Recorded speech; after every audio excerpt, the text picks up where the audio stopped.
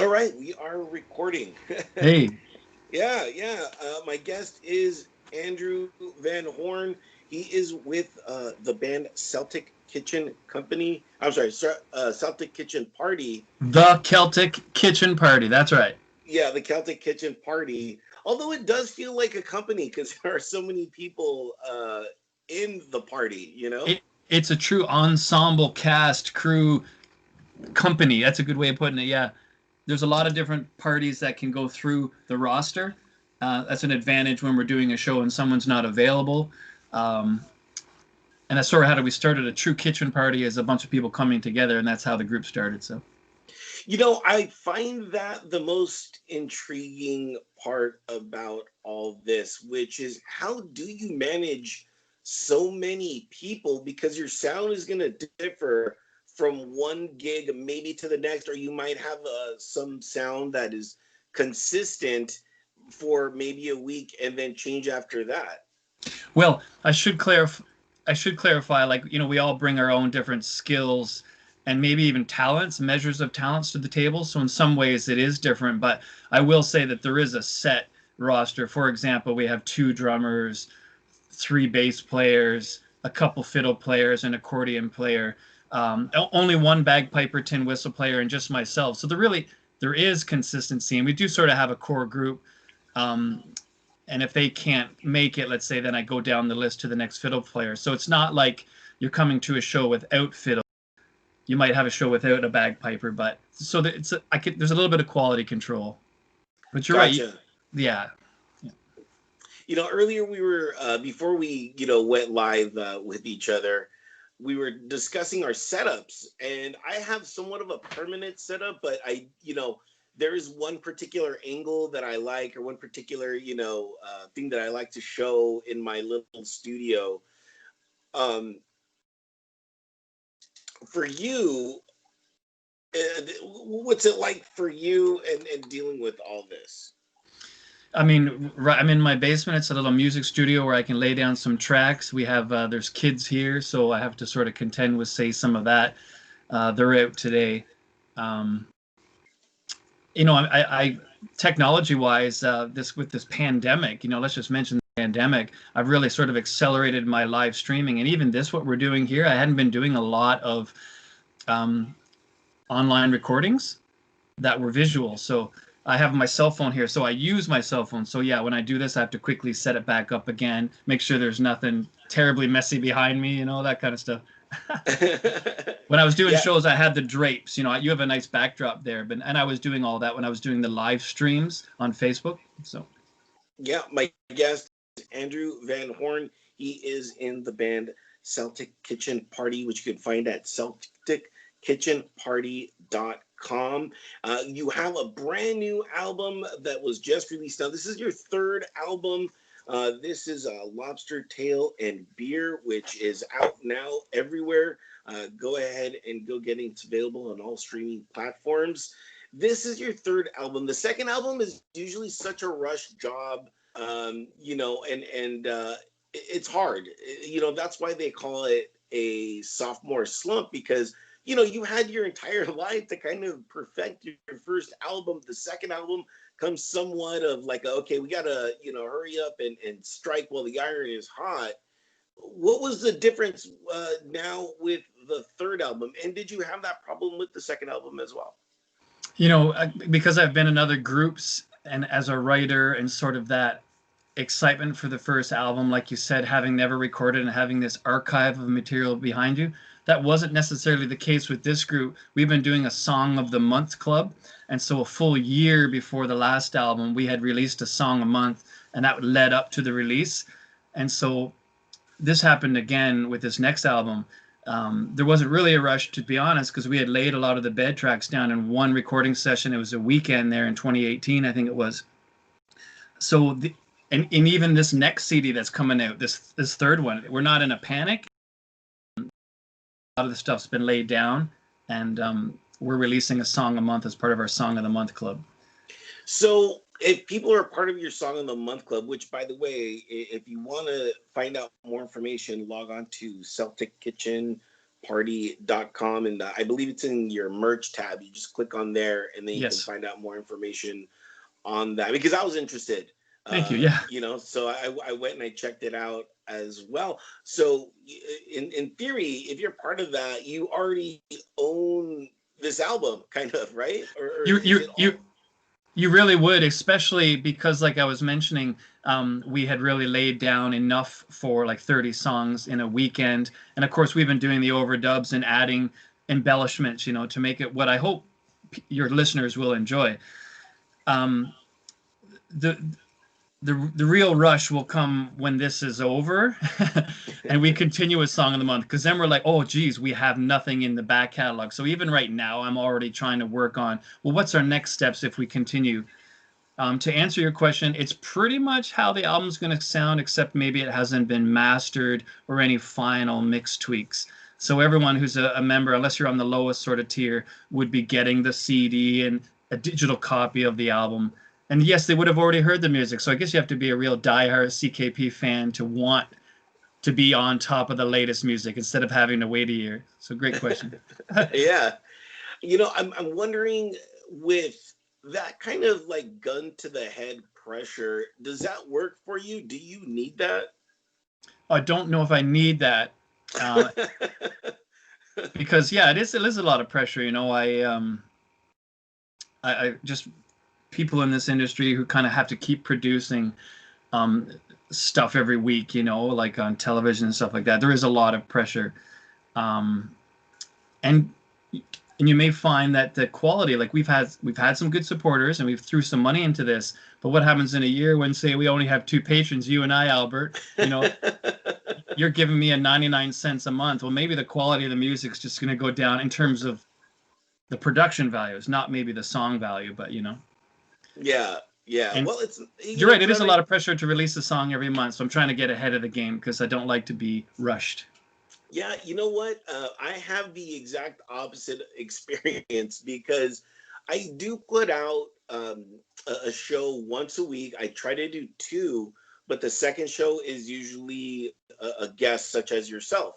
But if I don't get a guest, I don't feel that pressure of, oh my God, I need a guest, because for Yep. me, it truly is about quality. I'm not going to just have an artist on because I need somebody to fill Yep. that slot. I'll wait. And this month has particularly been that of, usually I have one person a week, but I only have two people this month, and next month I might have one, and I'm fine with that. Yep. The gun to the pressure thing, sometimes I think it's not too much for me, or maybe for somebody else, and some people need it. I don't need that in the back of my head. I'm one of those people that I need to just kind of, I'll let the elements, and I'll let time dictate. I won't be forced to dictate kind of my creativity. Yeah, no, I like that. I will say on the flip side is that when there is pressure to get something out, it kind of keeps the wheels going to produce, instead of maybe sitting and obsessing on, is this the right song? Is it ready? Well, with Song of the Month Club, I can get it out there and then, keep the craft, the art going. And then, of course, in a year, we can sort of perfect the final things. I wanted to mention, you're just like myself. It seemed like you reached out to me about maybe 3 weeks ago. So you're always a month ahead of the game. You're getting the list, you're contacting the people. And I'm doing the same way with trying to keep these songs. I'm making sure that all the wheels are in motion with getting all the background vocals. You get it. Just making sure. Yeah. But there is human error, you know what I mean? Yeah. Because yeah. When I am ahead of of the time, but just because I'm ahead doesn't mean people want to be that ahead with me. Yeah. So it's like, okay, what's your human error in that process? Oh geez, I mean, scheduling, perhaps you're saying, and maybe even like, I'm blessed to have a lot of talent, but maybe like if someone rushes it, or like, hey, you need to do that again, those honest questions with each other. Hey, you need to do another pass, and not leaving that last minute. So those are just a couple examples, I guess.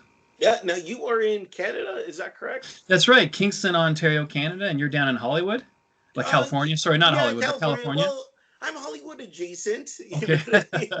I'm As everyone Toronto. is. Yeah, I'm Toronto adjacent. You probably know Toronto, but anyways. Yeah, but how does I mean does Celtic music have a very legacy there in Canada? Like I don't like I'm trying to connect the two. How do those things connect? Well, I mean, so as a group, you saw, the whole bio thing that we will play Irish, Celtic, smattering of country or a dash of country, I say.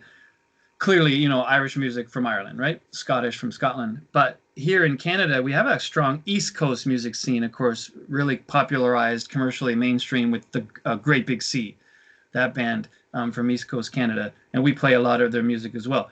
So I don't know when you get into if you also look at that it's put it in a bigger group of folk music. Well, certainly Canada has its place with Canadiana folk music. Right. Um, but Celtic sort of seems to me to be a broad sort of genre, and of course, Canada's is an immigrant country that was developed from people that came to Canada, so that's where they brought the culture, right? My family is actually Dutch, so I'm Dutch, and people are like, "Why do you play that music?" But I just have a real love for the storytelling, the humor, the drinking, the party sort of, which is inherent in some of the music. So I Yeah, like it. And it's yeah, commercially viable. It's not just St. Patrick's Day. There seems to be a niche for this kind of music, to be honest.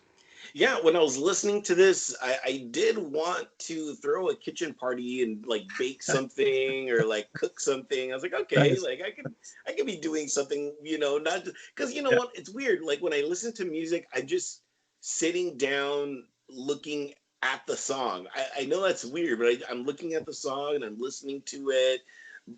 But the artists I have on, their music resonates to me. It makes me want to do something, other than just look at the music. I want to like do something physical. Whether sometimes there's a song that'll come out that I just want to dance to, or a song will, trigger an emotion or something in Yep. me and take me back. So your music is definitely doing that. And if you want to learn more, Awesome. again, yeah, go ahead, log on to their website, Celtic kitchenparty.com, and there's links to their YouTube. They do have a Spotify. They are on Facebook, Twitter, and Instagram. If you can't remember all that, remember entertheshell.com, and I'll have all the links right there for you. I did notice something, and I was going Thank to you.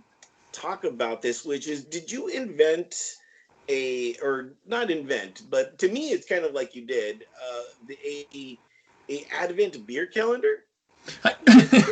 Yeah, I did. I Brilliant, really, yay! brilliant.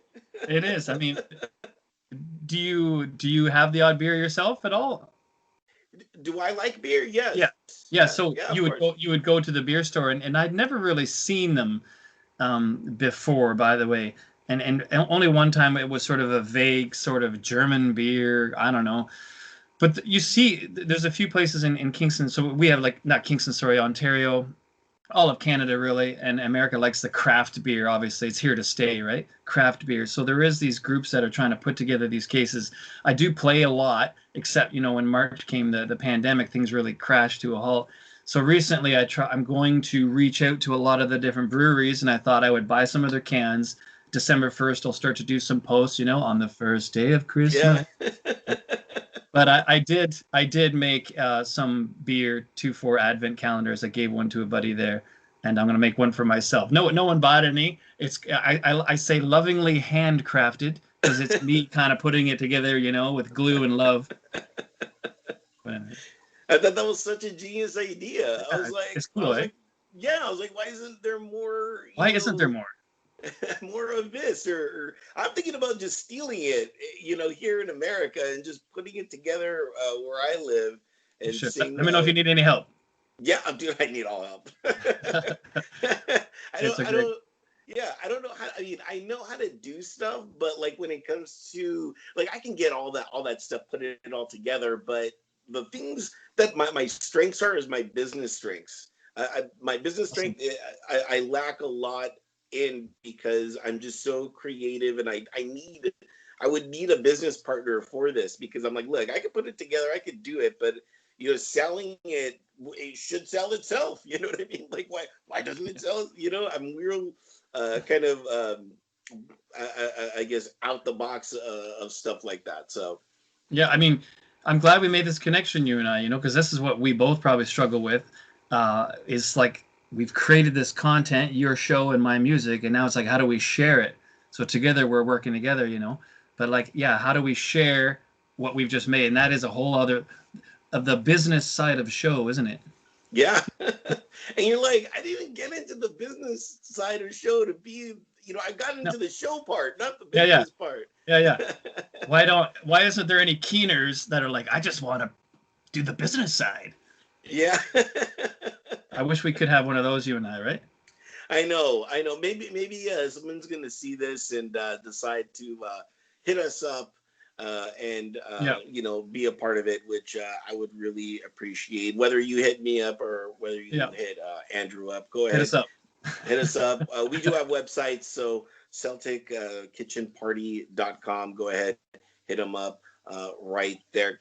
Lastly, you know, I know your music is so, it has a party atmosphere to it. And of course, with everything happening in the COVID, that being the question du jour as of late of 2020, how are you feeling? Are you in need to go out and, display your music? What's been going on and how are you taking all this? And, how is Canada doing during this time? Yeah, well, I mean, things ground to a halt about March. We were kind of driving down 401, as sort of our main interstate kind of idea. And we got called, nope, the show's canceled. We turned around. And then after that, a day after day, it was shut down. On March 17th was kind of the last sort of end date. So, as I do crave an audience, I enjoy the audience, the excitement, the energy from that. Equally, though, is how my music has traveled further. See, I've been to California with some shows and stuff like that, but my music has traveled me leaving this home per se, right? And so the digital recorded music I find exciting. In a nutshell, some shows have started to open up here slowly in Ontario. I've played a few breweries. We have a few shows. They're limited capacity. They're like a 50%, 2 meters spacing idea. So we've maybe had to charge them more, do some smaller shows, make those kinds of little changes. I don't know what the future holds. I was mentioning about the live streaming. Maybe I'll do some more. We're learning. Um, there Yeah, you go. yeah. I'm all for life. Canada's doing okay. Thank you for asking. I mean, Ontario might lock down again. That's our province. The state of Ontario, it might lock down again, which just means a lot of these shows might get canceled. And maybe I'll fire up the live stream machine again. I don't know. Keep the Do craft. it. Do it. Thank you. I mean, you should. I see a lot of bands on Twitch live streaming or on Facebook That's right. live streaming, and it is such an amazing way to connect to your audience. I see them answering their questions and then doing a little acoustic session between and just kind of having a little party with them. Yeah. So I highly recommend that. And and I might recommend that for, bands primarily. I'm still trying to figure out if I could do it because my whole thing is, I'm an interviewer, Yeah. and I need to see somebody, maybe not need to see somebody, but I need to hear somebody and have a conversation. Whereas, talking over, the typing would just, I don't know. That's too much thought. Like, wait a minute, I gotta think like and think this out. So I might Now try that just to you're in see what producer happens. role, yeah. I Yeah, tried a, yeah. I tried a couple things where I was sort of the host. I might do my session first, and then I was kind of grabbing a Facebook performance. So someone was in their home, even if it was like from yourself. We had a guy from Boston that was playing, so no matter where in the world. And then I would sort of take a screenshot of that. So I had a continuous stream, and I was pretty much like a producer on ABC that would be cut to camera too, and I'd be doing little ads and banners. And it was all very sharp, but I think it was a bit choppy in some parts. It really all depends on people's internet streams. So these are all struggles that we're going to have. It's all fine and dandy for me to have my guitar sort of playing by myself, which was great. But as soon as we get a band in there, we're in a whole different sort of tech scenario. Yeah, maybe we can do something with you, like you're kind of the host of the show, and we'll do a little. We'll get the full band together. Yeah, I would like that. I would like to do like some sort of live stream like that. Yeah. That would definitely be something in my wheelhouse that I would totally be up for. Thank you again, Andrew, Thank you, for Albert. contacting me and Is that hard? It's so hard to put yourself out there, and I'm sure you contact a lot of people, and the rate of reply Well, it's like is that. 2%. Are you? Did you? Or did I? Was this contact through Indie Bible? Did I Yeah. say that? Yeah. I mean, I don't know what I paid, $50 American or something like that, and it's a mind-blowing amount of material to go through. You kind of go to your genre, but of the, I don't know, 70 emails I sent, I got one, and I'm grateful for you, Albert. I'm grateful. So I don't know if, like, we as musicians, and maybe yourself, you kind of determine, like, where do I spend my money? Like, do I throw an advertisement in this magazine? Do I buy the latest microphone? Whatever. You hope it pays off, right? Yeah. So no, it's that's again the business, the kind of the boring side of music, So yes, I reached out, and I'm grateful that you replied to me. I've had only a few. I did one recently, one from over in the UK, Celtica, Celtica Radio there, and it was a pleasure. So I do enjoy these opportunities to talk about music. So thank you for your time. Yeah, no, thank you. And I've been on the Indie Bible for, I want to say, 10 years, Yeah. so I didn't even know I was on the Indie Bible until somebody told me I was in the Indie. I'm like, I'm really in the Bible, all right. Well, this is the Um, thing. You see, it's like you're producing a show. I'm producing music, but there's other people out there that are producing resources, and whether they're positive or negative or sketchy, are taking advantage of musicians, right? Because there's musicians, like I was saying, that are out there that are trying to, how do I promote myself? So maybe they're throwing money. I'm not gonna say the wrong sources, but anyways, Indie Bible. I bought it before with mixed results. 5 years later, I tried it again, and here we are talking. So but no one ever asked you permission, right? They just kind of glean this resource, this massive Bible, which really is daunting to go through, yeah. by the way. Yeah. Yeah. Anyways. If I was in charge of the Indie Bible, what I would do is I would make sure that these websites are still around, that, Yeah. Yeah. people are still alive in contact, you know what I mean? That they You're actually speaking. respond. You're You so know, just, reason. Stop being yeah, reasonable.